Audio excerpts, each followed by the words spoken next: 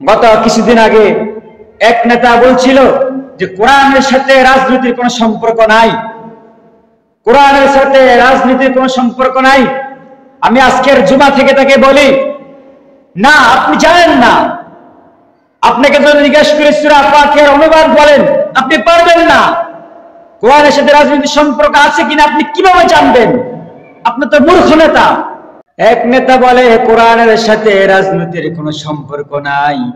আমি বলি, না না, তোমার সাথে কোরআনের কোনো সম্পর্ক নাই। যদি তোমার সাথে কোরআনের সম্পর্ক থাকতো তাহলে তুমি বুঝতা পুরাটা কোরআন হচ্ছে একটা সংবিধান। পুরাটা কোরআন একটা সংবিধান, একটা রাজনৈতিক বই, রাজনৈতিক কিতাব হিসেবে তুমি জানতা। এজন্য আল্লাহ তাআলা বলছেন, ওয়াকুল্লুহুম আতিহি ইয়াউমাল কিয়ামাতি ফারদা।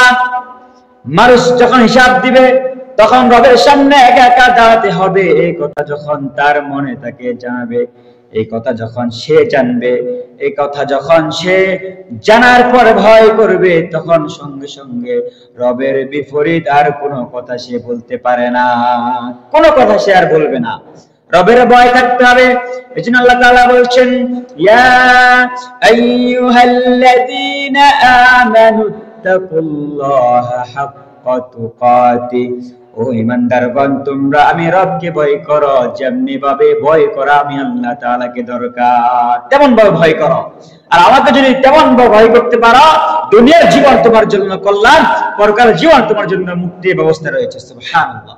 আল্লাহ রাব্বুল আলামিন বলেন, وَكُلُّهُمْ آتِيهِ يَوْمَ الْقِيَامَةِ فَرْدًا। আমি আল্লাহ যখন আমার বান্দা থেকে হিসাব গ্রহণ করব, হিসাব গ্রহণ করার সময় আমার সামনে আমার ওই বান্দা থাকবে যে হিসাব দিবে, এছাড়া আর দ্বিতীয় কেউ থাকতে পারবে না। আপনার সামনে আপনার হিসাব দেওয়ার সময়, আপনার হিসাব দেওয়ার সময় আপনার পিতামাতা কেউ থাকবে না, আপনার বন্ধু বান্ধব কেউ থাকবে না, আপনার নেতাও থাকবে না, আপনার কর্মীও থাকবে না, আপনার কোন দল সেখানে সেদিন থাকতে পারবে না। আল্লাহ অন্য জায়গায় বলছেন, ওয়ালা তাজিরু ওয়াজিরাতুন ওয়িজরা উখরা ওয়া মা কুন্না মুআযযিবিনা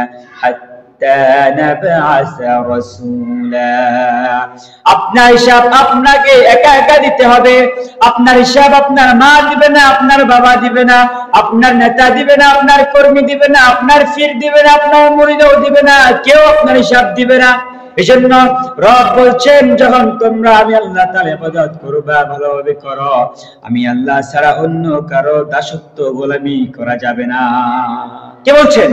আল্লাহ তাআলা বলছেন।